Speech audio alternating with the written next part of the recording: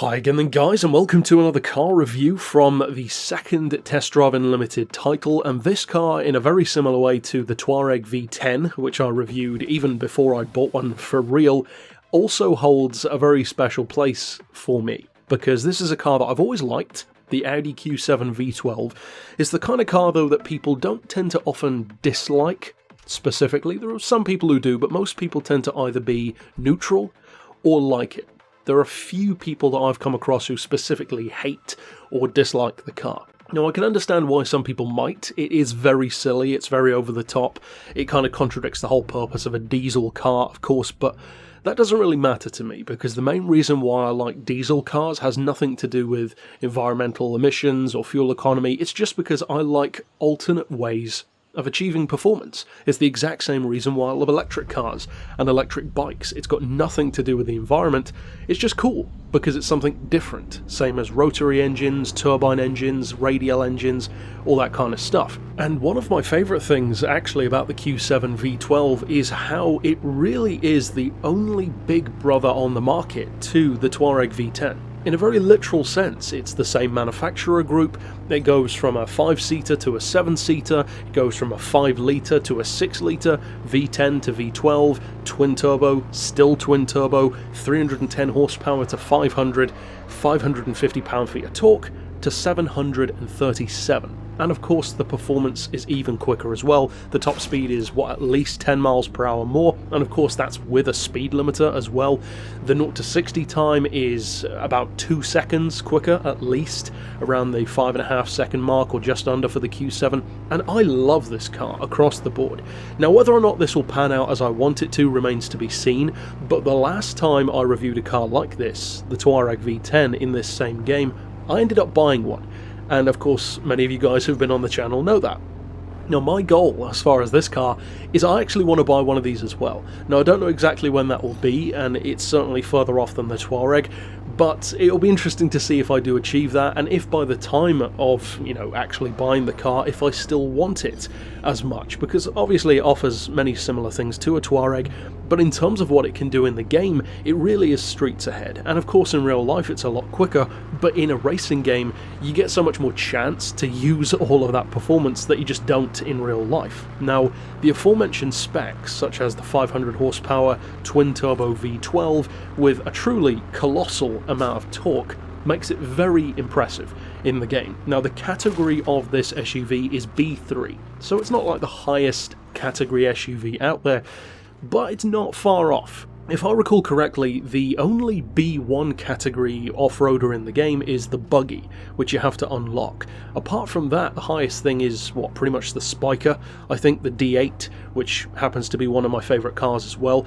So this actually isn't too far off that kind of level. Now, of course, with a 6-figure price as this one has, 135,000 credits, you would hope that it would be pretty quick. But thankfully it is. Now, the only downside to the Q7, and I think this probably applies in real life as well, comparing it to how my car feels, and even how my car feels in the game, albeit the facelifted version, the Touareg has a very short wheelbase for what it actually is, because it's only a 5-seater, it is tall and it's wide, but it's not overly long. And that's great, because it makes it very good off-road, and it also makes it really launch off the line. Something that I've noticed about the Q7 V12 though, and not just in this game but in Forza as well, and as I said, it would not surprise me at all if this also occurs in real life, it doesn't feel as fast as the Touareg does off the line. And that's a very strange sensation, because technically, and on paper, it is much quicker, significantly quicker.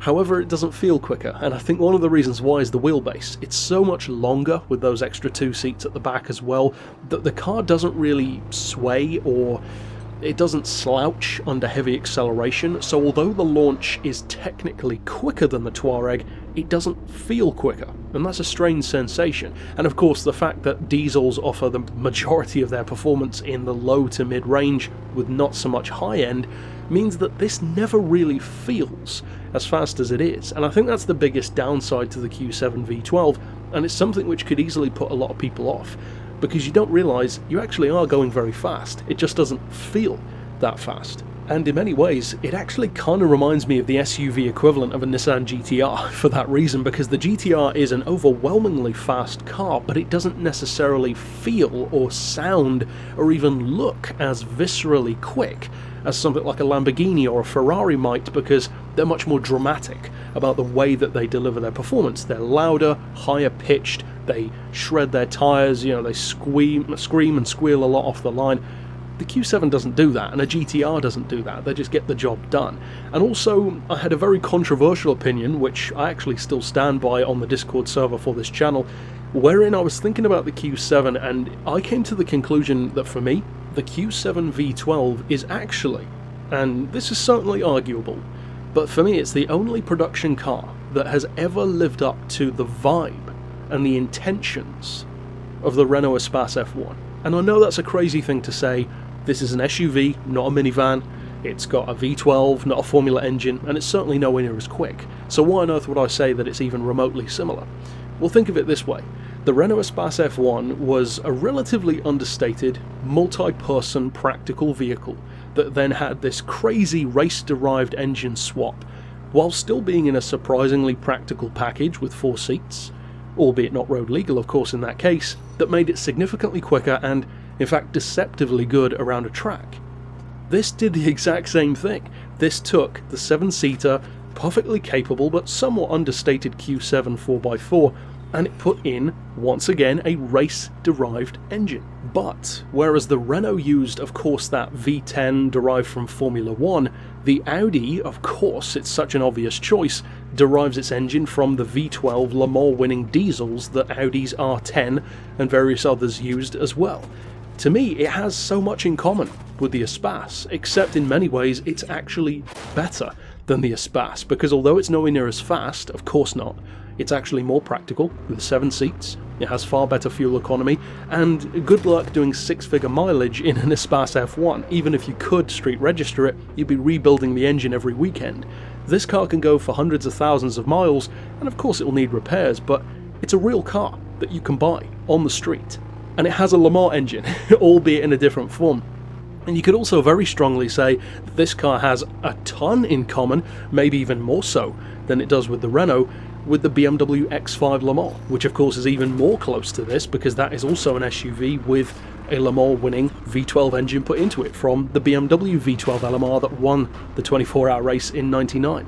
So it's crazy to me that this, out of those 3 that I just mentioned, and even if you compared it to something like the Ford Transit Supervan and various others, even the Citroen Zara Picasso Cup, this is the only one out of all of that group that is road legal, that you can actually buy. And to me, that's amazing, because although many people say, it's a diesel and they immediately lose interest, I love this car. I love everything about the Touareg's performance already, so I would love to get my hands on a Q7 V12, because this thing would be amazing. If the Touareg is anything to go by, then this really is that car turned up to 11. It's bigger, more practical, more powerful, and even faster. And although that's certainly not a popular opinion, considering that many people don't care as much as I do about the Q7, as far as TDU2 goes, it's a brilliant SUV to go for. It's one of the slightly more expensive ones for its performance level, and it can pretty easily dispatch stuff like the Touareg, the Range Rover, and various others too, and the only one that can really put up a fight against it that you'll race against is of course the Spiker, which is a completely different level of machine that's barely even an SUV. It's more of a supercar crossover. So overall, that's it for my thoughts on the Q7 V12. And watch this space, of course, in maybe the coming years on the channel. Will I end up buying one of these? Probably not, but at least for now, I would certainly like to look into it. But for now, as always, thanks for watching.